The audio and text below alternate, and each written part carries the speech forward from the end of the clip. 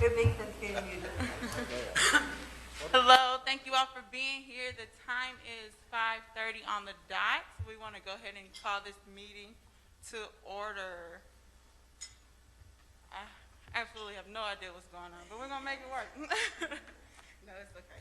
So we call this meeting to order, and we have Daniel on the screen for us Zooming, and so we're happy to be here. We have come on, Gary, help me. So can we get an adoption of the agenda, right? Yeah. Okay. A motion to adopt the agenda. Correct. So moved. All, any discussion? All in favor say aye. Aye. All opposed, same sign. A motion approved to adopt the agenda. Cool. All right, that's easy. All right, the next thing on the agenda is the election of co-chairs. And so in the past year, 2 years, the co-chair has been Larson, Jay, and myself. Larson left me, but I'm still here. And so just want to see if there's any nominations for co-chair.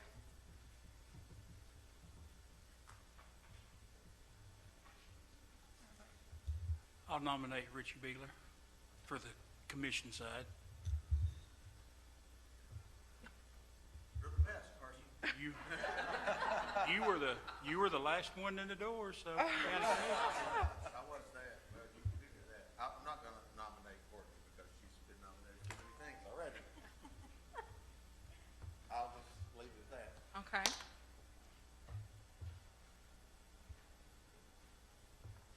And on the school board side? We have to have a second on that. Oh, do we need a second? Do you accept the nomination? I'll accept. Okay. Okay. Yep. And on the school board side?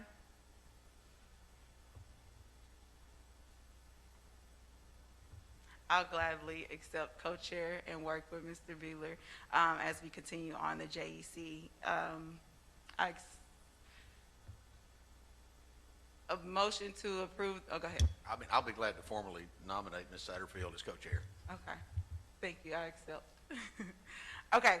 So a motion to approve the election of the co-chair being Commissioner Beeler and board member Satterfield. Oh, Gary raised his hand. Well, without any objection, you can be in by acclamation. I like to vote. Okay. Not just one. No, we'll accept the nomination by acclamation. Awesome. So we have our election of co-chairs so far. So, Mr. Billy, we will have a real smooth working relationship, and I look forward to working with you and making sure that the JEC is as effective as possible in this coming year. Absolutely. I'm glad Thank to do you. it. Daniel, sorry I didn't catch you. Did you want to be it? It's too late now. No, I'm good. Thank you. It's not a good role for me. Okay, good. Got this. Okay, cool. All right, so let's move right along to Knox County School General Purpose and Budget Update. Are we ready for that? Thank you so much. Thank you, Madam Chair. Is it permissible for me to talk without this? Are you good? Do as you will.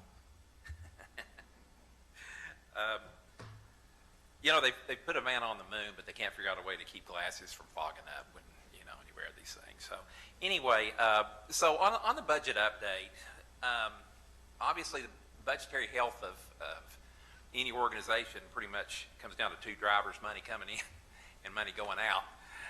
So I'll talk about both. Let's talk about the dollars flowing in so far, our revenue. But the general purpose budget is probably most, if not all of you know. The majority of our budget is supported from three primary components: BEP, property tax, and sales tax. BEP installments are relatively stable and consistent throughout the year. Once the state finalizes the allocation amount, which occurs in July, ironically after we've passed the budget, but they do send us estimates along the way for a few months before that, so it's typically pretty close. Once those estimates are finalized, those amounts, we receive those installments over 10 equal installments over the fiscal year. So there's really not a lot of volatility there. It's pretty stable. There may be a tweak, you know, in January for growth adjustment. There may be one in June to kind of settle up at the end, but normally those are pretty. So we don't have to worry so much about high fluctuation on that. We're receiving those accordingly. Property tax is also generally fairly predictable. We normally don't see really huge surplus or huge deficits with sales tax. It may be up a little bit, a couple of percentage points one year, down a little bit, but it's kind of goes like that. We won't really have good data though for sales tax until probably January, because that will reflect December payments. So December and February are normally the two biggest months for obvious reasons, right? And so we really don't have really solid enough data to talk about that yet, because the bulk of that will begin to come in December, which we'll have in January. The wild card in all of this always comes down to sales tax, right? That supports about 30% of our budget. It's completely dependent upon economic conditions, consumer spending. It is a little bit challenging too, because it's 2 months in arrears. We get that information, from the state, and by the time we post it, it's about 2 months after the fact of when it actually occurred. So what we have so far is through September. So we do have the first quarter, July, August, and September. We would be getting October sometime in the later part of this month. So we do have the first quarter. The news continues to be encouraging. It has been throughout. The sales tax collections has really overperformed based on what economists had predicted at the onset of the pandemic. Like for instance, we're running actually about 7% higher than even last year's without the pandemic. Now there's a little bit of word of caution there, because the internet online sales law did not go into effect until October of 2019. So we've been comparing first quarter numbers with before that law went into effect. So how much of a factor that will be, we really don't know. But we should from here on out, from October numbers, which we should get later on this month, and from then out we should have a better comparison, more reliable data. But anyway, it continues to be encouraging.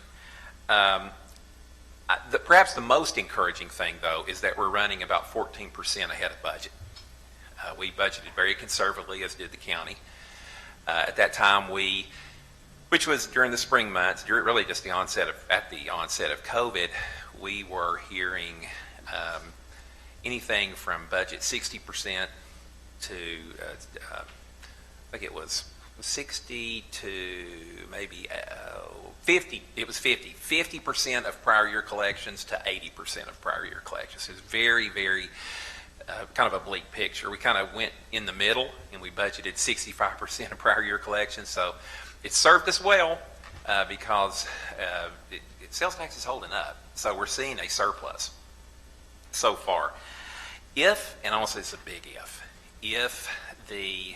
if that number holds up and the trend collections continue as is, what it translates to is a surplus by year end of $22 million. Now again, I want to be real careful to say this is very preliminary. There's still a lot left to go into the year. So we're cautiously optimistic, but as we have told the board on a couple of occasions when we've talked about, keep the board informed of how sales tax is tracking, it should not be thought of necessarily as some sort of a windfall, right? And I'll get into that a little bit more later, particularly when we get into the expenditure side. But there's a couple of reasons here that we want to be cautious. One is that there's still this unknown factor. There's still, we have 3 data points, July, August, and September. There's still 9 data points remaining, right? So a lot could happen between now and then. So there's that unknown factor. Also, there are other things like the federal stimulus package, for instance. So will Congress, pass another one of those? If that doesn't happen, or if there's a long delay, then that would most likely result in less consumer spending than ordinarily would occur, and so that would have an impact on us as long as that was not I think it lapses at the end of this month. So, we remain hopeful that Congress will get together and there will be some sort of relief come in that regard. The third thing I would caution is that our forecasted decrease, while it's still positive, is actually the forecast itself has actually decreased, through the last couple of months. So, and what I mean by that is this month, based on the trend level, we look at 20 years worth of trend, and it's really reliable for most years. This isn't a typical year, and so. So for this year, we are projecting, if the trend levels continue, a $22 million surplus. Well, last month, when we looked at it, we were projecting a $23 million surplus. So it's still holding pretty steady. But the month before that, it was a $32 million surplus, which was just one data point. So we didn't put a whole lot of reliability on that. But the point being is that each month, the forecast, the annual forecast is kind of dipped a little bit. So the news is still positive, but I would say with each month so far, it's been less positive than the month before, if that makes sense. So again, overall, the revenue is trending in a good direction, but there's still a lot of the year left. Now let's turn to expenditures, and unfortunately, the news is not so great on the spending side. As you might imagine, we have significant COVID-related expenditures. We are anticipating, based on what we're seeing right now, that unbudgeted COVID costs could be over $10 million by the end of the year. 3/4 of that, about 75% of that, relates to virtual learning. We anticipate spending about $7.5 million just in our virtual learning program. That primarily is personnel.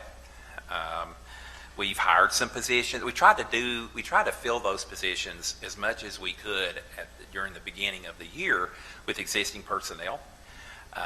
Some are using, let me say it this way. You don't really get great economies of scale.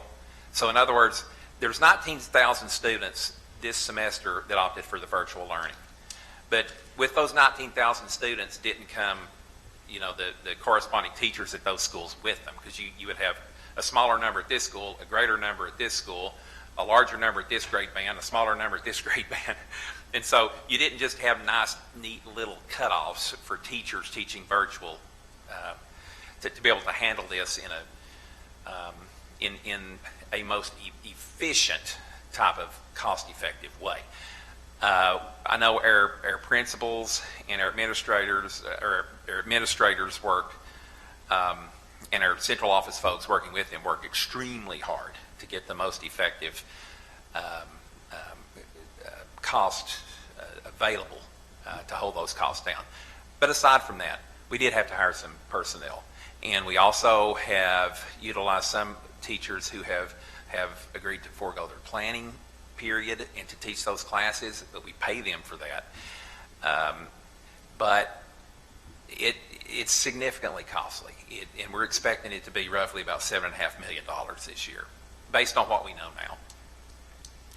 now. There are also some dollars associated with virtual learning, such as hotspots, purchasing those.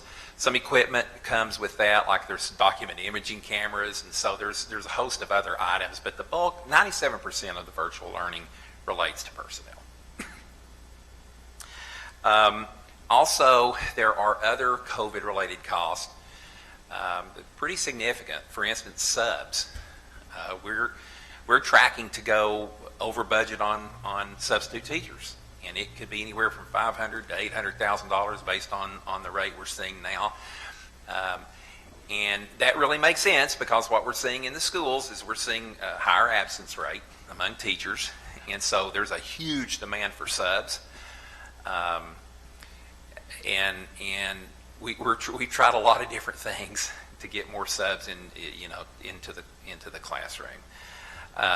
So what you have is we have a good pool of substitute teachers, but not all teachers want to go just make themselves available to any school, right? So you may have a huge need at one school, and you can go into that sub pool, but you don't really get a lot of participation. I know that administrators and our human resource department, they have personally called, I would say at this point probably in the thousands of calls personally trying to get subs. So we even put in the budget, it's actually an unbudgeted cost, but we added to it 20 full-time positions for subs, folks that would be willing to go to any school. We would deploy them wherever. We have hired maybe 7 out of 20. Those vacancies have been open for a long time. So we've tried to recruit, but there's just not a lot of, there's a lot of demand for subs, but it's very difficult to find the amount that we need. Yes, sir. I went talking to my best school board member over there. I went online to look at being a sub, but spending $149 Right. and going through all these steps and going through a background check, which if you're handgun carry permits, you're already been through all those background checks. Can't we make it a little bit easier? We're looking at that. So, for instance, we're taking a look at, is there a way we could potentially waive the background check costs, right? And so that's one of the things we're looking at. How can we make this easier? Unfortunately, I think what some of the dynamics here is we are finding folks who actually apply, they're offered the job, and then they decline. So we don't know if there's some sort of that unemployment factor where you are actively seeking employment. We don't know if that's part of what's going on here or not, but that's a great point. We're trying to look at so many different things. How can we make it more attractive? Background check, Yeah. there's not much flexibility with background check. It's mandated, there was a state statute passed effective July 1st, 2019, that all personnel with the schools have to go through that FBI-based background check. So there's not a lot of flexibility. We have worked with folks, and we've got a link on our page. If anybody has any problems affording that, then we work with them individually to kind of mitigate the cost. Does this one-time background check, you're supposed to pay the fee? That don't work? The first background check for onboarding we typically pay for, and then part of that statute is every 5 years it has to be redone. Once they are onboarded, we cover the cost of every subsequent background check.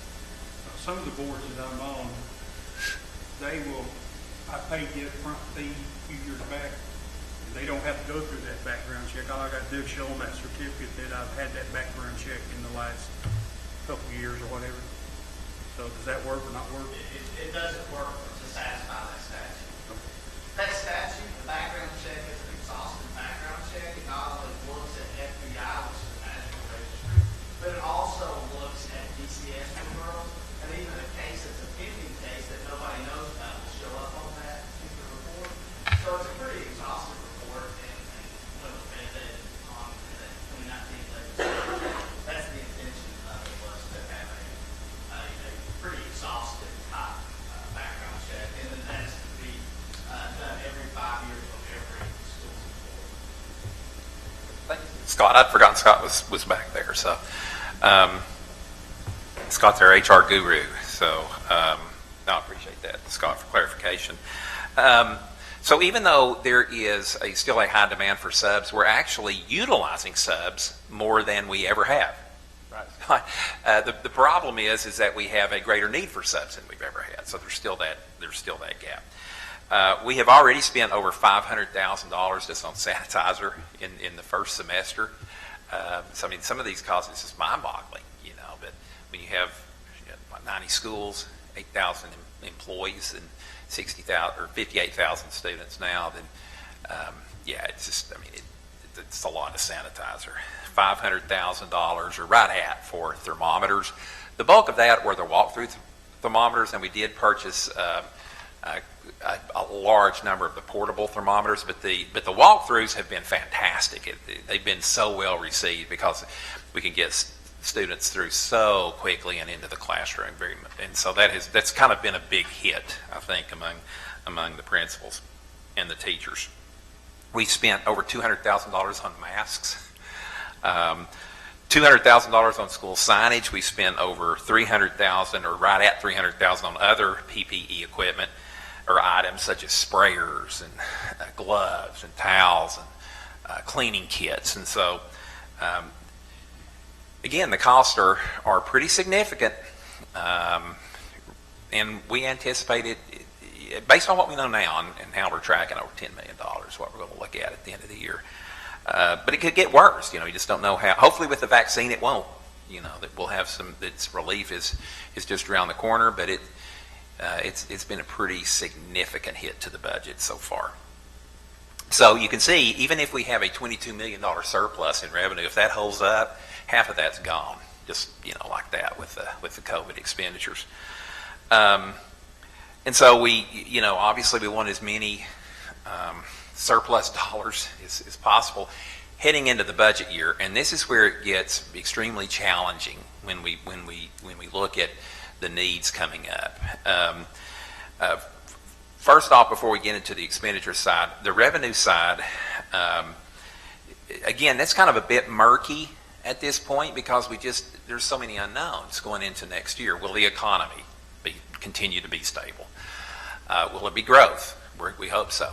What will BEP look like? Now, it's a bit troubling that we have seen between 1,000 and 2,000 students less in Knox County than the year before. Is that? I think it's maybe between 1,500, maybe, Bob, something like that. Why is that a problem? Well, because that translates to a loss of funding in BEP of about $4 million or more. Now, here's the good thing. The governor has said it would be his intent that districts would be held harmless because this is a dynamic occurring across the state. Knox County is not the only one. So the thought process is maybe there are folks who are keeping their students or their kids at home, maybe homeschooling, just nervous about the pandemic and so forth. But again, the governor has publicly stated that his intent would be for school districts not to be penalized based on a reduction in ADM, be held harmless, so to speak. But there's the terminology "hold harmless" can mean a lot of different things, and that's what we're a little nervous about. For some people, hold harmless is some school districts have approved resolutions to send to the state suggesting that they don't want to receive any less funding than they did the year before with BEP. We want more than that. We don't want level funding. If we receive just level funding, that could be very, very difficult for us because we're used to seeing $6, $7, $8, $10 million of BEP increases based on growth. So if we didn't get that, it would be very difficult for us. So our board tied it specifically to ADM, average daily membership, which is enrollment, which basically says don't penalize us based on the enrollment factor. So we try to narrow it down a little bit more. So we'll see. We're hopeful. The governor, I think, he has the right intent. But I've been doing this long enough to know with BEP, Bob's done it longer than I have. With BEP, all bets are off. They can mean a lot of different things. For instance, every governor probably that I can remember has said that BEP is fully funded this year. Which what does that mean? We're funded probably about 50%. Based on our budget alone. So anyway, we keep our fingers crossed. We'll know more as time goes on, but we're hopeful. But that is that's a big unknown right now. So again, next year, revenue is still a little bit hazy. And so hopefully we'll learn more and more each month as time goes on. When it comes to expenditure needs, and this is the one that seems to be really daunting for us as a district, expenditure needs will be significant. So for instance, virtual learning. I can't imagine virtual learning just going away. I can't imagine school just reverting back to how it always looked before the pandemic. That's not to say it would be on the scale that it is now, obviously. But what will virtual learning look like, presumably when the pandemic goes away? Hopefully it goes away. what will that look like? You know, right now, one would think that the demand would continue to decrease. We went from 19,000 opting in for the first semester to, I think it's 14,000, Bob, somewhere around in that. So one would think that the demand would, you know, would continue to come down. But it's really too early to know what virtual learning might look like for the next budget year. I think we'll know more as we go through the next semester, obviously. But we do have to find a way to get that program into the budget, because that was an unbudgeted cost related to COVID. And so if we want to continue to do that, we have to find a way to get it to the budget. Device costs. This is our one-to-one initiative. That's anywhere between $5 to $7 million a year if we want to continue the replacement costs and as we implement this in phases. And so phase one was funded primarily through CARES dollars, through a combination of CARES dollars and I forgot the name of the other grant. It's not as much, but it's a couple of million. But so we can leverage those dollars, hopefully. And we tried to pair this off to where we can utilize those dollars in our most advantageous fashion. So I can envision next budget year we should have a little bit of CARES dollars remaining. We'll have to come up though with we'll have to come up with that difference locally somehow or another. We could potentially do that in a number of strategies, whether it's programming. I think we're going to have to program some into the budget. We may have fund balance dollars if the surplus holds up. So we're looking at different combinations of how we maybe can do that. But at some point, we're going to have to get those. We're going to have to get that initiative into the budget. You're looking at $5 to $7 million a year. But it's provided enormous benefits for us, though. Aside from the fact that we're able to provide virtual learning for those students who have opted to do that and not be in person due to the concerns of the pandemic. Also, it's given us the ability to integrate technology into just the normal classroom setting, which is what we've been wanting to do for years, never been able to do it. And it's given us the ability to navigate through looking at individual schools, and it puts us in the position to where we have some flexibility, where if one school is particularly struggling, and they have, let's say, a significant number of unfilled classrooms, right? Then, and there's no end in sight except for 2 weeks down the road that we have significant numbers quarantined. So there's a lot of factors that go into this when we look at this. And but it's allowed us to actually take that school and go virtual for 2 weeks without doing that for the entire district. So there's a lot of schools that right now are in pretty good shape. And so by having the one-to-one, it allows us to kind of do these one-offs. We even did a grade band at one school early on, so it really gives us a lot of agility to be able to do that. So there's no question that the investment has produced enormous dividends. I don't know how we could have functioned actually without having this. So really thankful for the board and the commission both being in support of this, because it's been a lifesaver for us. But anyway, it comes with a cost, right? So you have the virtual learning, the personnel, you have the device costs, and then you have salary increases, and that's always at the top of our list each year. We were unable to give raises this year, like most other organizations, right? Because of the uncertainty with the pandemic, we had to really reel back on the budget. But at any time, if raises were needed, based on what our teachers have had to go through so far this year, this would have been a great year to give them, because there's been some enormous stress with both teachers and administrators. But even before all of this, we recognized that as a district we needed to be way more competitive with our salaries. If you look at the big five, the top 5 districts in the state, which is Shelby County, Metro Nashville, Knox is 3rd, Rutherford's 4th, Hamilton County's 5th. Knox is dead last in average teacher salary. And so with our PECA agreement,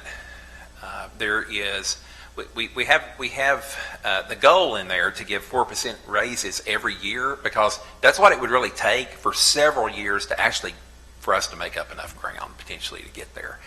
And so The year before, we were able to do that for the first time in 12 years, and then COVID hit, and we weren't able to give anything. So I know that's going to be that's really going to be top on our list to see what we can do in the area of raises.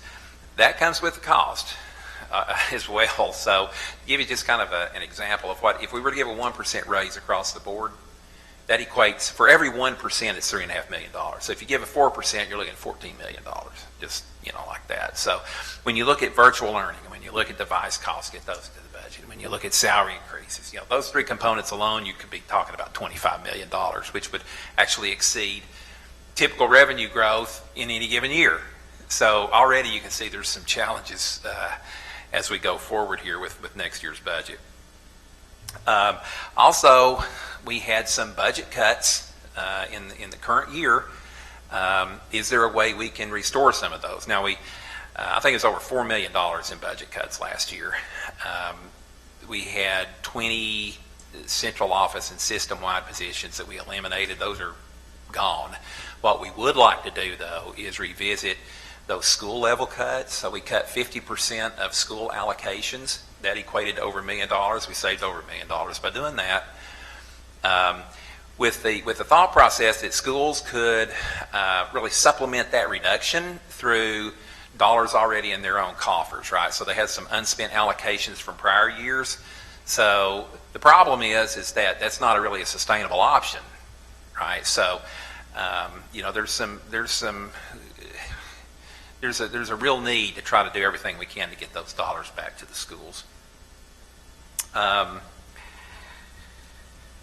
There were also, I'll just call them unmet needs that were never programmed into the budget. For instance, $8 million of textbook needs. We were unable to purchase ELA, the adoption for this year, or ELA textbooks. That adoption cycle, and John could speak to this, Roswell could speak to this a lot better than I could, but I'm thinking there's maybe like 4 or 5 each year, Bob. It's rotating. So, you'll have ELA and you'll have social studies. I'm not sure what's coming up next. And you'll have math and science. So you have those. And textbooks are extremely expensive. $8 million. That's a heavy lift. So, there's some unmet needs there that, we can't go each year and just not replenish our textbooks. So, but drastic times call for drastic measures, and so obviously with the pandemic, everybody was reeling in their budgets, and so we had to do some pretty dramatic things.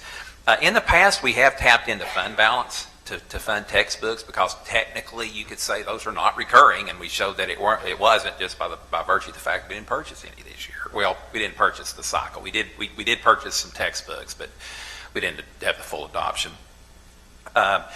But we potentially could use fund balance again. Hopefully the surplus will continue, the forecast will continue to hold up. We can even, use some fund balance dollars for helping with device costs, as I'd mentioned before. There's probably, I can envision that being kind of a combination of operating revenue and fund balance and the remaining portion of the CARES dollars. So we're trying to leverage all of those, and what would be the best approach there based on the needs that we have. There were also additional interventions that we were going to program into the budget, and mental health supports. We need those now more than ever, but they didn't make it to the budget. Will we have the capacity to place those back into the budget? Try this again. So how can we address those needs? There were a host of other needs too. I won't go into all of that, but next year's budget is going to be challenging, even if revenue continues to hold up and be far exceed what our projections originally were. The expenditure side is going to be really tough. So I'll try to wrap this up through. Let's talk a little bit about fund balance. It's our savings account, rainy day fund. And I want to again be very cautious in when I throw these numbers out, because there's so much that can happen. So this is definitely not in concrete, but based on the approved budget, and based on let's say that we just nailed our revenue projections, and we just nailed our estimates for how expenditures will end in the year. If we were absolutely perfect in those, which we won't be. But based on what our projections are showing now, it would yield about a $14 million increase in the fund balance. So we would close that much, it would be $14 million of revenue over and above what we spent. We entered this year with about a $6 million fund balance. So that gets you up to 20. We have $15 million on hand in our reserve fund balance for emergency needs. That's the state required 3%. The state says you can spend into that if it's an emergency. Obviously, this year would be an emergency if we had to do that. And the state's they're pretty flexible with allowing districts to spend into that 3%. The problem is why we always try to avoid doing that is because when you come into the next year's budget, if you spent down into that 3% and you're lower than the 15 million, so for us 3%, it's 3% of the budget, the operating budget is where I get the 15 million. If we spend into that, the state will then force a district to budget it back in. So that means, let's say we had $12 million in our fund balance. All we had left were $3 million short of the $15 million number. We would have to then purposely not budget $3 million of expenditures, which would mean $3 million of educational initiatives or whatever you couldn't do. That's why we tried to avoid that at all costs.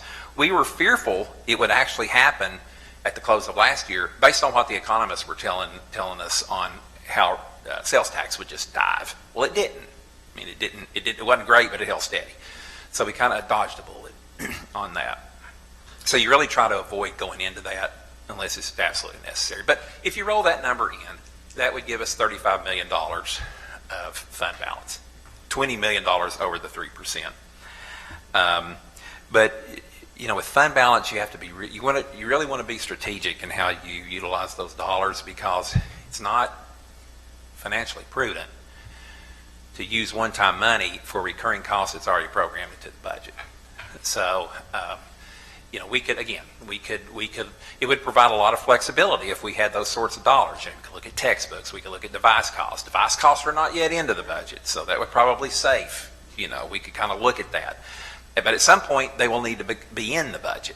So if we don't budget for device costs this year, and let's say we utilize fund balance, if we have the dollars to do that, what that means is that the following year, you've put your budget behind the 8 ball. Because at some point, you're going to have to try to get those dollars in there. So we're having to look at a lot of different things. But, you know, there may be some debt retirement out there that, you know, we can work with the county. Chris Caldwell's fantastic to work with. And so we've been able to work with debt, and you know, how do we structure those debt payments? We maybe can retire some debt with that $2 million. So, any rate, this is kind of the big picture of a budget status of what we're looking at now. So we don't have really hard numbers because it's so early in the process. But and I didn't want to get too deep into the weeds. There'll be more of that for sure later. But anyway, that's kind of where we are now, where we think we're going.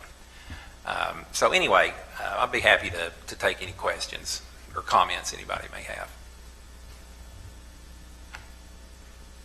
Thank you for that. But yeah, do we have any comments or questions? Daniel? Okay, cool.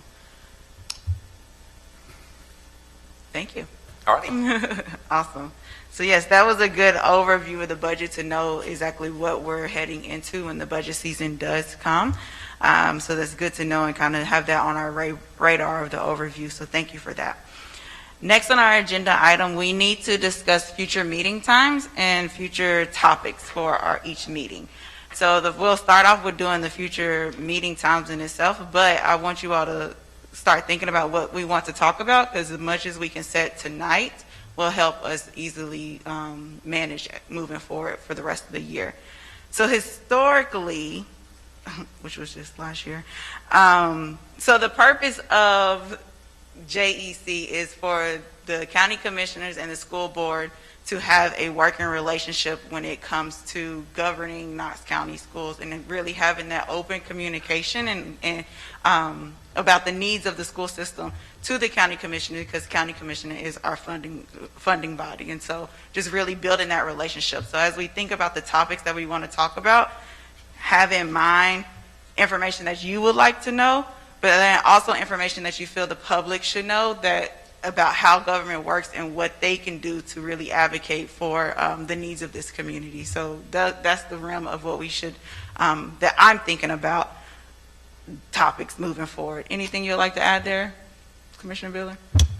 Not really. I think last year, I believe, we had the members of the committee email their top 3 things that they might like to see discussed, and then you guys came up with an agenda. Okay, we can take that approach too and just have a conversation just to kind of maybe get the overview, and then when you go home, if there's more things that come to mind, send that out as well. But for the sake of timing today, let's go ahead and get dates on the calendar if that works. Terry, correct me if I'm wrong, even if, and I'm not sure if you'll remember or not, but I believe I went through my phone and we have 4 meetings in a year, so we met every other month, or in the quarter, just because there's not too much to talk about to where we need to meet monthly, but there's enough to do to make sure that we have open conversations and dialogue. So we had a meeting January 22nd. I believe we had one in March, and then July and August. That's what I have on my calendar. So correct me if I'm wrong.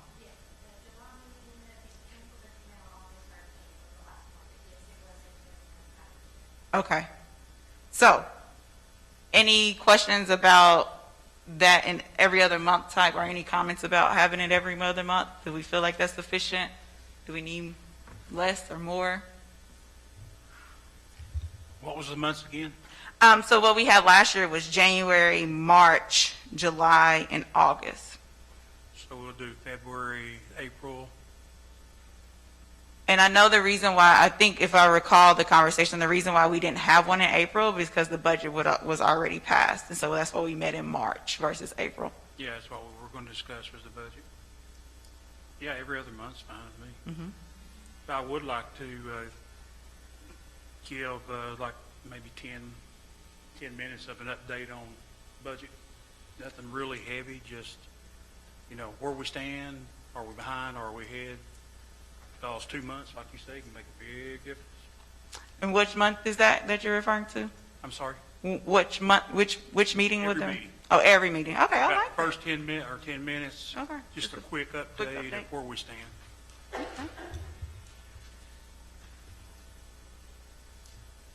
Okay, perfect.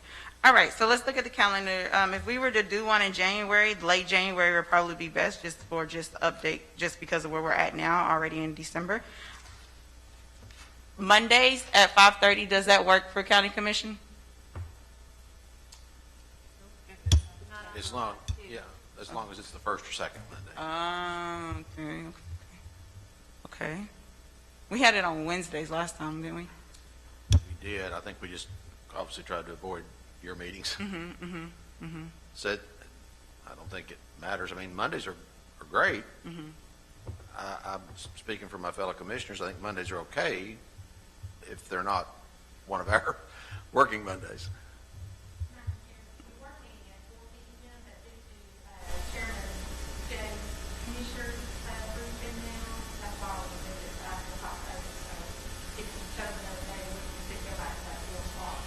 On Wednesdays?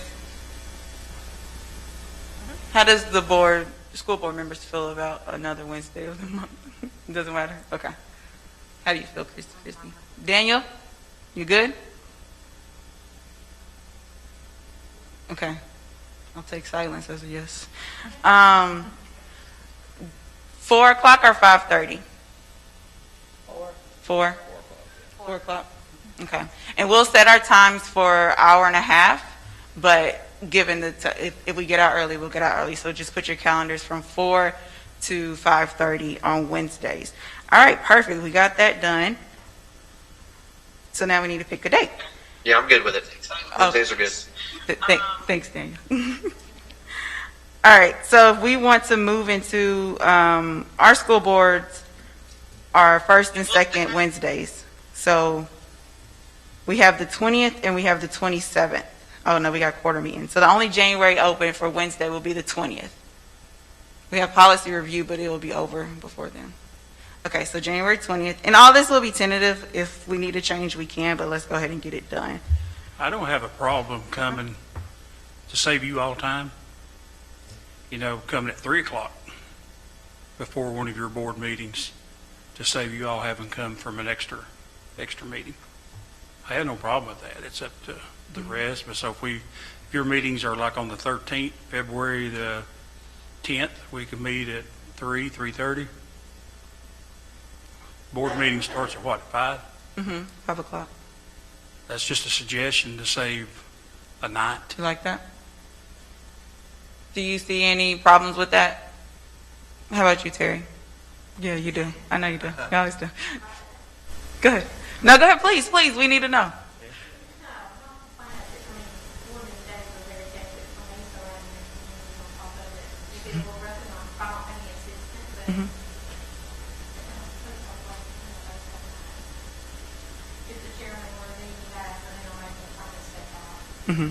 Okay, thank you. Thank you for that. Let's for now keep it on the open days that we have on Wednesdays, just because those extent I do know that there's sometimes where we meet prior to board meetings with constituents and superintendent during that time too. But thank you for that suggestion because it does free up a weekly commitment.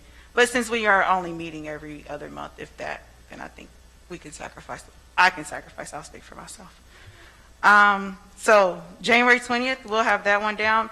Let's move into March.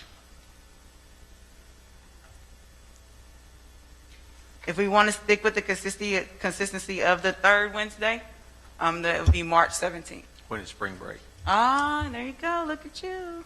That's in the heat of spring break, right? I think that is spring break, the 15th. So we'll move to the 24th.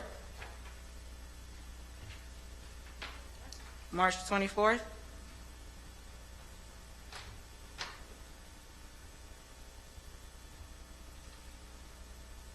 All right. And was there a reason why we had July instead of June? Do you remember? Oh, yeah, COVID. Okay. So in June, when does commission vote on the budget? Usually June. June. Okay, so we went. Okay. Do you know the beginning or the? Well, usually the budget vote is a special called meeting by the chairman. Okay. So it could be, help me out here, Commissioner Daly, budget vote could be anywhere from June the 5th to June the 25th. Okay. I mean, it We tried just depends. early June, but Yeah. this past was late June. Right. Yeah. Okay. By law, we've got to have it done by the 30th. Yeah. Not the 30th. Yeah. I would think May's probably Better. better. Yeah. May or I July? would think May's probably a better, I was just thinking May's probably a better time for us to meet, Okay.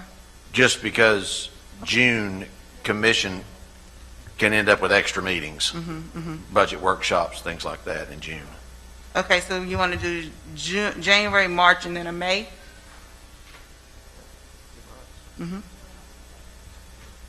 So we have May 19th that looks open right now. What were you saying, Karen? Sorry. Ah, yeah, graduation.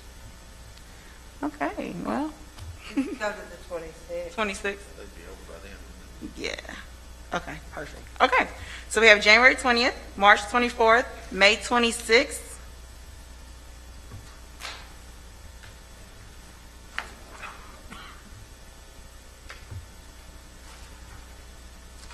And we can go the end of July or we can move into August.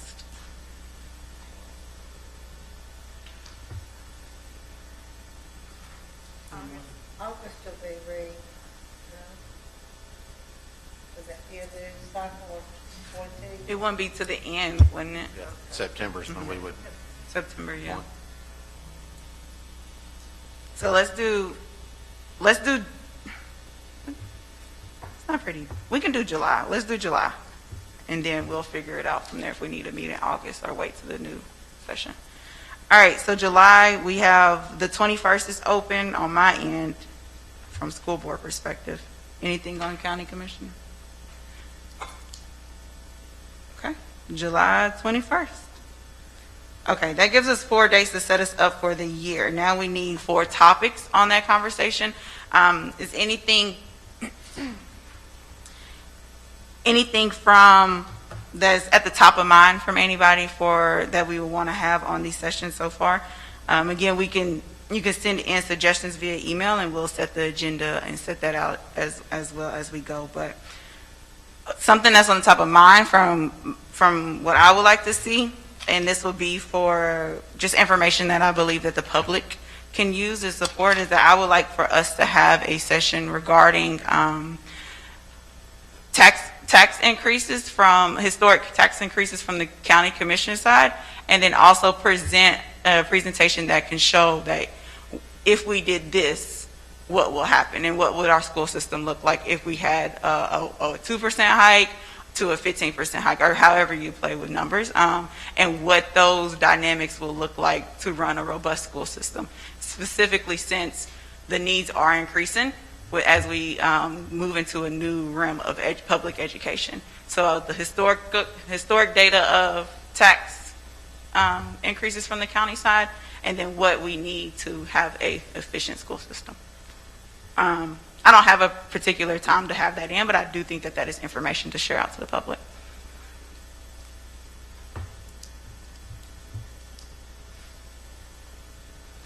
Any other topics on the top of mind?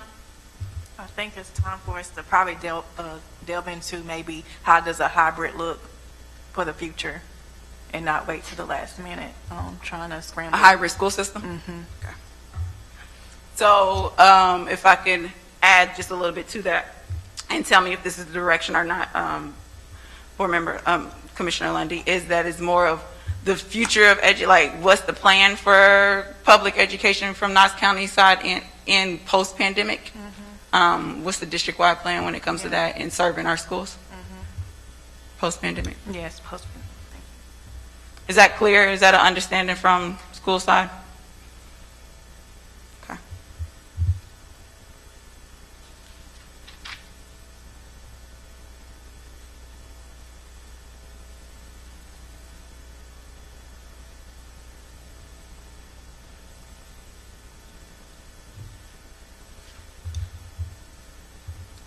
I think I have one more. Yeah, we throwing out ideas. I guess it's our disparities with COVID disparities. Does that make sense? We got them all. So. I didn't made up a word, COVID disparities. Mm-hmm. Okay. So would you want, well, those disparities probably won't, from my knowledge, I don't know, correct me if I'm wrong, school people, but those disparities might not really see their full, like we would just be predicting what they look like because we're still in the pandemic when it comes to that. But I guess that could be a larger conversation to see what disparities we have, what we're planning on, what we're doing with those, and then also maybe predicting what other disparities might be out there. Yeah, and really, I guess this includes like mental health, like how are the students feeling, and making sure we're meeting those needs. Okay. That might be a good topic for May, because by that time, the grades should be in and some of the other information to look back at the whole year. Okay. Would be my thinking. So like pandemic effects of on our kids and teachers too. I think that would Yeah, be. that would be great. Thank you.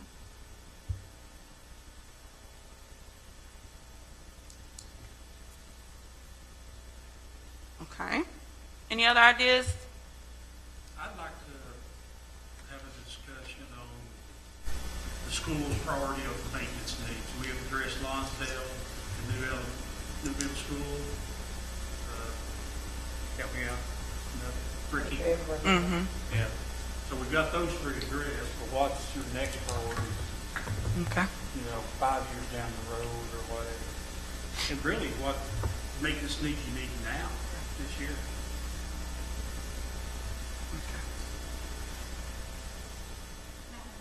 Yes. Oh, hey, come on. I got to get my 2 cents in here. Can you all hear me? Yes. Okay. I'd love to have some conversation around best practices in public-private partnerships to advance education. Specifically, would love to see if there's maybe other districts in our state that have done that really well, and even have somebody come in and speak to that. Okay, thank you. I like that.